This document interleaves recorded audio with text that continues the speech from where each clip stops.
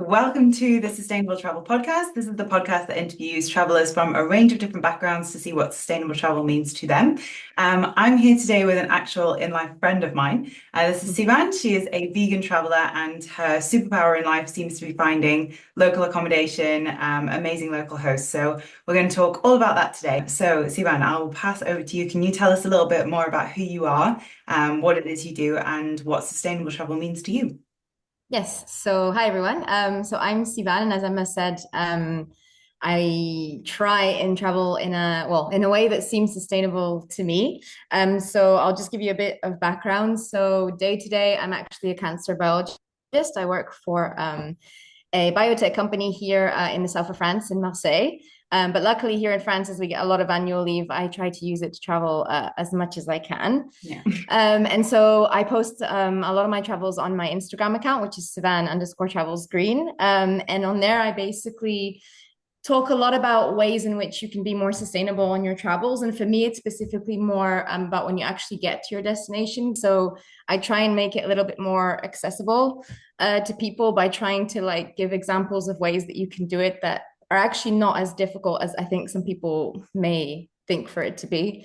Yeah. So as Emma said, I stay in a lot of local guest houses, homestays. I also stay at sustainable hotels. I travel by public transport most of the time, things like that. So for me, I try and support local communities as much as I can. And also while I'm there in the place, I try and take public transport, eat local food, food that's in season. So that's kind of my idea of sustainable travel is all about being imperfect, but doing things that suit me as well, but that will also help the local community in the place that I'm visiting, and just to leave a more of a positive impact, basically.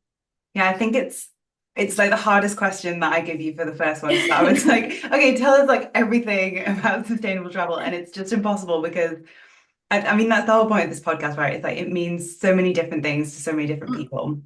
And I think in your case, I resonate a lot with what you do as well. And I think the idea of imperfect sustainability, maybe we can expand a little bit more on that because that's a phrase that gets thrown a lot, I know, in the sustainability world, but maybe not as much in the travel world. Mm. So, yeah, could you tell us a little bit more about what that means and specifically what it means to you as well? So the way that I see it is that, as I said, it's kind of impossible to be perfectly sustainable in the world that we live in. So for me, I think it's important about choosing a deal breaker. My deal breaker is not being able to travel, because travel is like what brings me joy and passion in life. And it's been really hard for me to find something that I'm really passionate about. So for me to not to be able to do that is too much of a yeah, it's just too much for me to be able to give that up. Mhm. So the way that I see it when it comes to imperfect sustainability is that yes, I will continue to fly if I have to. Obviously, I cut it out as much as I can. While I do that, then I try and offset it in other ways. So, for example, as Emma was saying in the beginning, so I'm vegan, which I have been for the last 5 years or so. I mean, it is also about the animals, but for me, it was always about the environmental impact that that has. Imperfect sustainability is not about nitpicking every small thing. For example, when we went to Colombia, I'd forgotten, unfortunately, my filtered water bottle, which I was really, really upset with at the beginning. And I was giving myself a really hard time. And I felt really terrible with that first plastic bottle of water that I had to buy, which seems silly maybe to most people, but because it's something that I really value. So I think you just need to learn to give yourself less of a hard time when it comes to things like that. Um, yeah, because as I said, none of us are perfect. So if you make mistakes here and there, it's not the end of the world. You just have to do the best that you can. And For yeah. sure. I think like when people think about the phrase sustainability, they sometimes forget to consider that that doesn't just mean the planet, that also means like Yeah, animals and people and like exactly. Yeah. everything. It has to all be sustainable, and economies, like it all has to be sustainable long term. And I think Mm. when you're talking about the concept of perfection, it's like, have you ever seen the show The Good Place? Yes, I have. Yes. Yeah, like everything we do, even if you buy a tomato, like you can have this like Yeah, negative exactly. impact. Um, so yeah, I think that the point being that like nobody can be 100% perfect in all Mhm. areas of their life, especially not if we're traveling. So there's different ways that we can like make sure that we're doing that. And as you say, for you, it's like, I mean, being vegan in the south of France is no mean feat. Like No, it's not. that's Unfortunately. actually impressive on its own. So Yeah, and one of the things you do, as you said at the beginning, is this local accommodation, and I've seen this in action, and I like love how you find them. So, for those who don't know, what's a homestay, and how's it Mhm. different from a hotel, a guest house, all of those things? Mhm. Yes, so I actually get asked this quite a lot. But basically, a homestay is where you stay literally, as it sounds, like you literally stay in someone's home. So it's kind of like couch surfing, but then you actually pay to stay in someone's home, and you usually have, rather than just a couch, maybe you have like your actual own room. Yeah. Um, so yeah, that's kind of the definition of a homestay. And yeah, it's always run by, obviously because it's their homes, it's run by like local people who live there. I stay a lot in local guest houses too, but local guest houses is still usually the family doesn't always live on site. So the thing you need to look out for when it comes to a homestay is that the family actually lives there on site. So there's different types of homestays. So for example, in Nepal and in India, they have things called community homestays, Mhm. which is it's not really someone's home, but you kind of live in like a community village. And so you like learn about the culture of a specific either like tribe or local community, and you live with them and they like cook meals for you. You can have like cultural experiences with them. So that's very common in places like Nepal and India. But Mhm. then, for example, when I went to Colombia, so you can actually, it's a bit different because they're not like businesses. It's you can just stay in someone's home. Yeah, Hope and that was clear. no, it was very thorough. And I think in terms of the homestays as well, for some people it's like, yes, I absolutely want to do that. That would be amazing. But I've actually seen in action that it really isn't for everybody. Like not Hmm. everybody should Sure. go to a homestay. So in your words, like what can you Mhm. expect that's a little bit different that might not kind of suit Mhm. everybody? Is there some things you could tell us about that? Yeah. So I guess the thing that differs the most is maybe you have a little, you still have your own privacy, but it's still obviously a little different because you are Mhm. in someone's home. So Yeah. you are maybe expected to interact a lot more, which is something that I love because I love interacting with people and getting to talk about them, getting to learn more about their culture and day-to-day lives. But I know that some people find that like really stressful or uncomfortable. I have some friends, for example, who would never stay at homestays because for them it's just they just get too anxious having to think that, oh God, I have to interact with this person. Yeah. So I think that's probably like the biggest difference. And then sometimes some of these homestays are not necessarily like in the center of town, like you would with like some hotels. So maybe getting there could be slightly more complicated.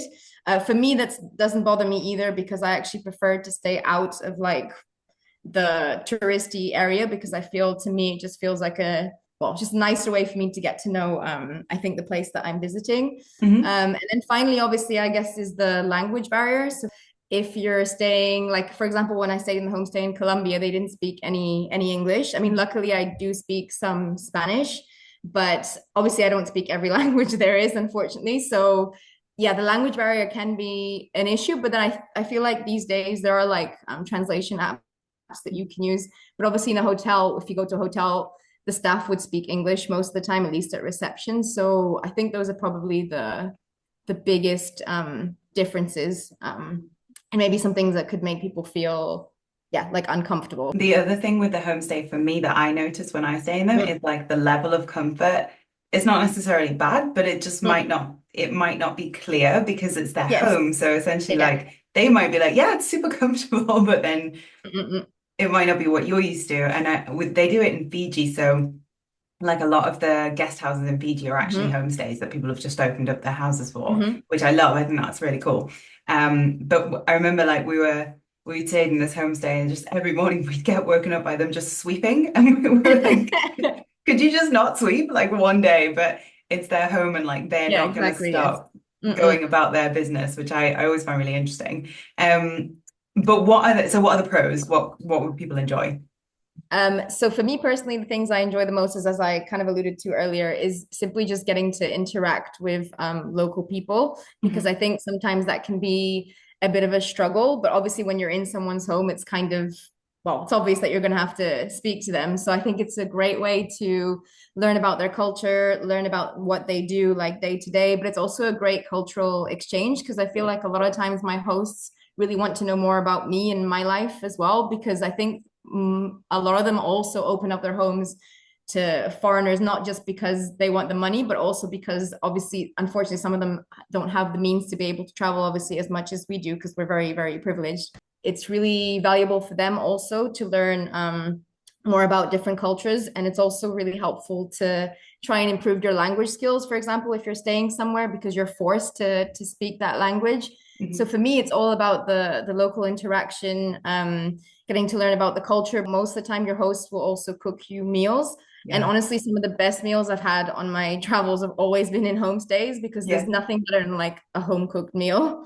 And I feel like they're a lot more like open, like for example, with the vegan thing, it can be quite complicated sometimes when it comes to traveling and finding vegan food. And actually, a lot of people on my account have asked me, oh, but if you're vegan, how can you stay in someone's home? And I'm just Yeah. like, honestly, because all they want to do, because they're so generous, just explain it to them. They're always like so happy to try and make you something. Yeah. Um, yeah, like for example, in Colombia, the woman that I stayed with, she's so lovely. So she was running late for like her bingo like class that she was doing. And I was telling her, oh, is there somewhere I can go and eat like in the area? And I'm vegan. And she's like, oh no, there's nothing vegan around here. Yeah.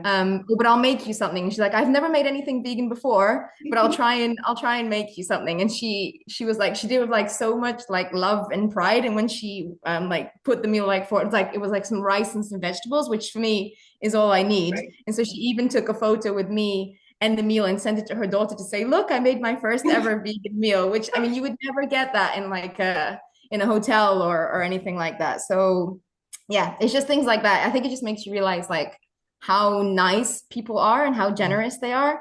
Yeah.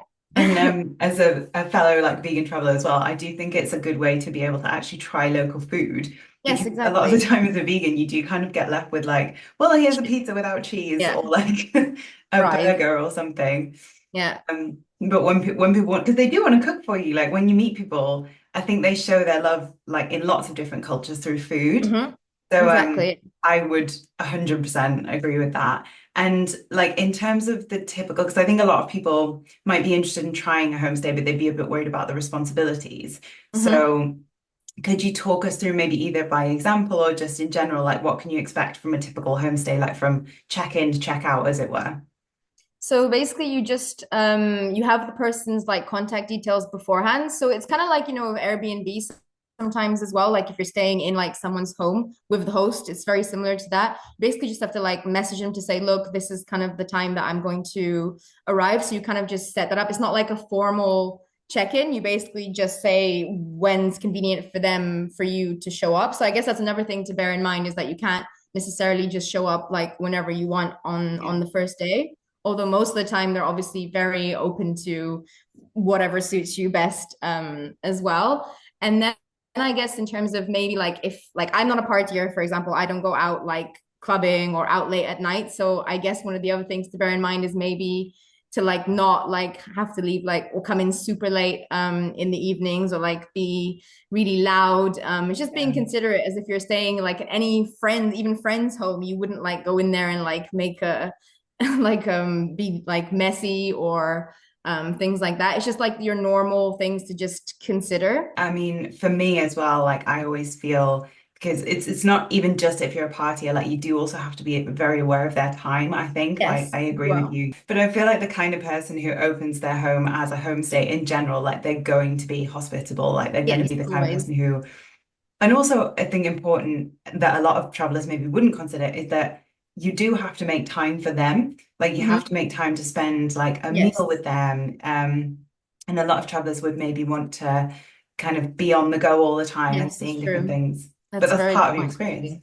Yeah, no, So exactly. But no, with the whole time thing as well, I remember in Colombia, the lady, because remember we had that really early bus that we had to catch yeah. to Bogota. And I told her, look, I'm really, really sorry, but I'm gonna have to like leave at like 5:30 in the morning, but please don't wake up. I don't want to wake up. She's like, no, no, no. I mean, no, I still want to wake up. I was like, no, please don't. You're gonna be out at bingo like really late. And yeah, she still woke up at like 5 o'clock in the morning and had like a cup of coffee for me. And I was trying to Oh, be super quiet and she was still there like in the kitchen. So it's just yeah, yeah. it's yeah. I can't believe like how amazing like and generous people are.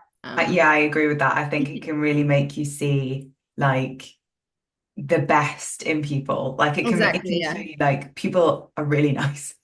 They honestly, I think the majority of people are. So I think it's yeah, it's just really humbling to see that for Yeah. sure. And the homestay in Colombia you've obviously mentioned a few times. Do you think that was your Mhm. favorite homestay experience? I mean, I have a lot of favorites to be honest, because and I think that's what I like a lot about homestays too, is that each one is like completely different and unique. Like you never have the same experience. Like whereas I feel like in some big hotels, for example, you could like kind of be anywhere if that makes sense, because Yeah. they're all I feel like they're kind of characterless. I don't really know how to explain that It can be. in a nice way. So for me, honestly, everywhere I've been, like I've not had one bad experience so far when it comes to homestays. But yeah, the Colombia one was obviously great just because the lady was just so nice. And then I did a second homestay in Medellin as well. Mhm. And that family was just really lovely, and all the money obviously goes to the local community. Mhm. Um, and then the one in Nepal, which was the community homestay one. So that was slightly different because we each had like our own little huts with like personal private rooms and private bathrooms. But we, during the day, we had like a lot of activities with the community who lived there. Like they did like this dance for us, and then we got dressed up in like their traditional clothing and danced with them. And we were there during Diwali, so we got to experience Diwali with them, which is also like a I think like if you go for stay at a homestay, especially at a time where there's like some sort of festival or religious thing going on, honestly, it's like I think that makes it even more enriching because you get to like learn all about that particular festival, about the religion and how they celebrate it. And they always want to involve you in the celebrations as well. And I think that's yeah. So honestly, all of them have been incredible, but yeah, I think all those two, maybe in particular, Nepal and Colombia, have been particularly special. That's amazing. I didn't know that you were with them for Diwali. That's like, Yeah. I want to know more about that actually. But like, so what did they do? Like, can you tell us about it? So it's slightly different actually to Diwali in India, which is Okay. also really interesting because I mean, obviously both countries are Hindu, Mhm. but so they still have it's like the same god. So basically, it's to do with the goddess Lakshmi, which is like the goddess of wealth, and so they like make these really beautiful. I forgot the name now, which is really bad of me, but they like have these little colored sand displays that they make. And Mhm. then they have like obviously the Diwali candles. So it's all about light. So they gave each of us like a candle to put like around the village. Mhm. And one other aspect which I really love, so around Diwali in Nepal, they have a celebration called Kukur Tihar, which is basically a day where people worship dogs, and it's apparently to please Yama, which is the god of death, as they're considered to be his messengers, which is really interesting. So then the dogs are decorated with the tilaka, which is the red mark they put on their foreheads, and they wear like flower garlands around their necks, and then worshippers offer them like food, like meat, milk, eggs, and dog food. And it's actually considered a sin if someone acts disrespectfully to a dog on this day. Oh. Honestly, I love everything about this Yeah. celebration. And if you want, you can go onto my Instagram account and you can look at my stories and my reels, and you can see them. The dogs are just so cute and like their little flowers and everything, and they look like so happy just sat there. Yeah, it's a really lovely festival actually that I've never seen before. So that was, and I would have never seen that. I think I wouldn't have even known about it if I hadn't been at this homestay. So Yeah, I'm gonna go check that out on your stories after. But I really like that because I think, I mean, dogs, bless them, like they get such a hard time in some places. They're just pests, aren't they? And it's like so nice to exactly. So see to that. worship them, like even street dogs, Yeah, I think that's so lovely. So yeah, that's yeah. kind of where it comes from. Oh, thank you. Thank you for doing the research on that for us. That for me is the reason people should try homestays. It's like Yes, exactly. To it's so experience. immersive. It's so even with I think even with a family who was quite reserved, you would Mhm. get such an immersive experience in that because they will just be going about their business and doing it. And Exactly. the community homestays that you Mhm. mentioned. So you how many people roughly would have been staying there, do you know? So I actually went there with G Adventures. So there were 15 of us and there were one other couple as well. So it's still quite small. Like I think it wouldn't be more than like 20 people. I Mhm. think there were like ten huts or something like that in this particular one. So actually in Nepal, the community homestay thing it's quite a big thing. There's actually a network called the Community Homestay Network. Mhm. So there's different community homestays all over Nepal that you can stay in. It's quite yeah, I wish I'd had the opportunity to stay at more than just this one. This one was the one in Barauli near Chitwan National Park. Hmm. where we got to stay with the Tauru people, and that one I highly recommend that one. But there's a couple of others around the pole as well. So obviously it's maybe less actually that might appeal maybe to people who just want to try a homestay for the first time because it's not like in someone's home. You're in Yeah. it's instead staying in a village. Yeah. So maybe that would be a good way to start because then you're not quite you have a bit more privacy in that sense than you would, I guess, staying in someone's home. Yeah, they had a similar thing when we went to South Africa. And actually it was really interesting. That was the place where I saw like, wow, this really isn't for everybody because for me, I was like, this is amazing and like I loved it. And we met the people in the village and we had Mhm. their food. But obviously it's very traditional food. So Yeah. I do remember them bringing out chicken feet and Mm. everybody just being quite like there were quite a lot of vegetarians on the trip and they did not enjoy it and also the the dancing because there's kids who dance so a Hmm. lot of people felt like really I don't know just uncomfortable because they weren't Yeah. sure like if they should be videoing or like Mm-mm. taking pictures and tipping and like whatever and it Yeah. was it definitely is full Understandable. on. I can agree. But in countries like the US and the UK and that Hmm. kind of thing, it's not that common to do homestays.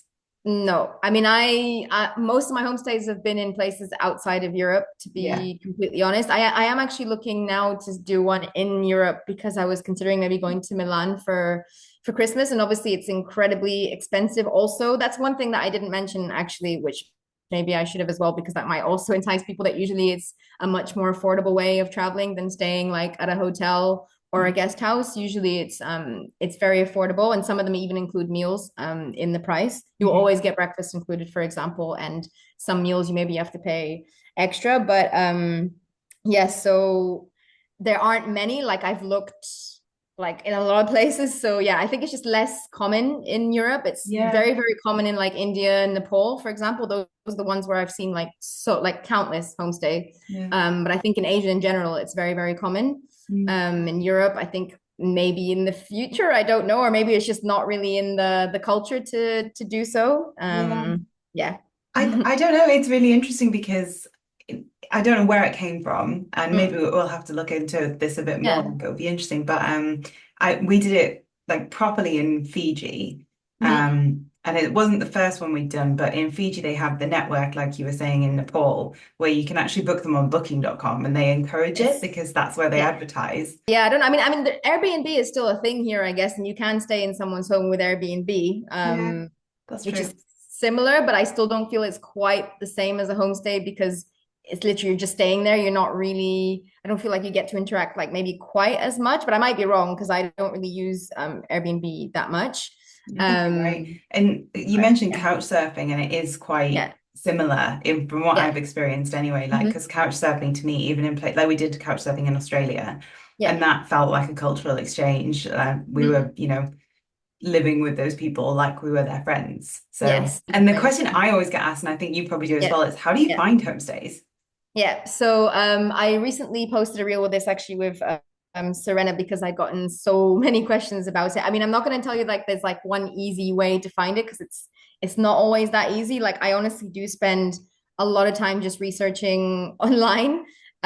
So I use like a lot of blog posts, for example. I go on Instagram and a lot of it is like word of mouth as well. Like for example, if I see someone posting about a homestay, I'll always like put it onto my Google Maps so that if I end up going to that particular destination, I will know that I already have a couple pinned on my maps. But there are some resources that you can use. So, for example, literally just in Colombia, I started using homestay.com, Mhm. which is basically just a platform to help you find homestays around the world. And they do actually have some in Europe as well. I haven't tried them yet.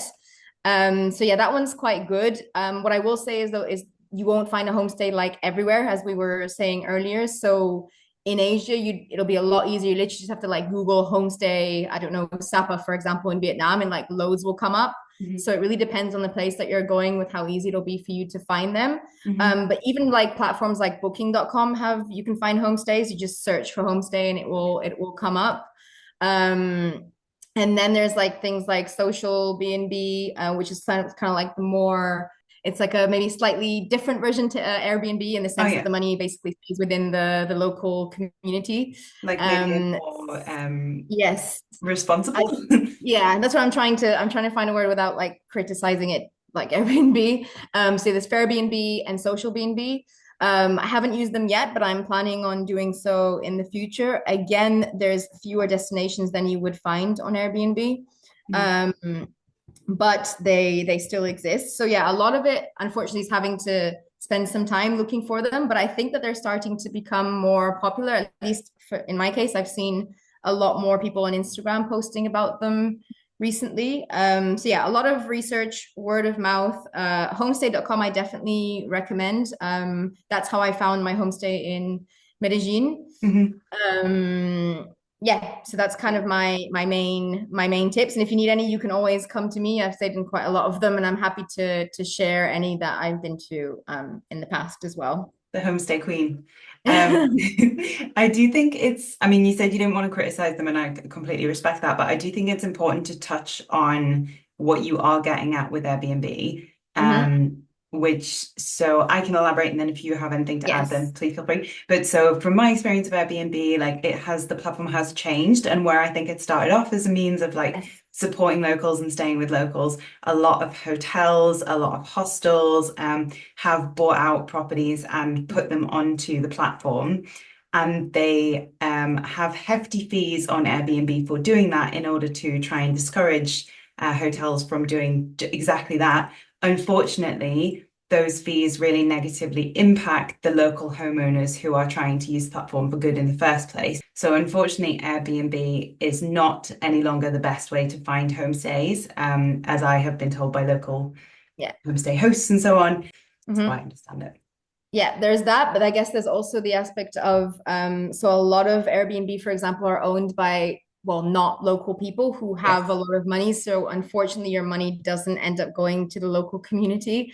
And the other issue is that because there's so many Airbnbs in some places, for example, like in Barcelona, unfortunately, that drives rental prices up. And so a lot of locals have had to leave, sadly, their own home in their own city because of that. So yeah, I think it's quite problematic. Unfortunately, as you said, I'm sure it started with like good intentions, but Yeah. unfortunately, yeah, I personally try and avoid it just because it doesn't feel right to me. But obviously, I know a lot of people still use it, and there are still ways of finding locals that are literally just trying to Make a make money. living. But it's like you really have to spend a lot more time like really carefully selecting where you're staying because, as you said, I think unfortunately the majority is not just local business owners or local homeowners, unfortunately. It's very unfortunate what's happened.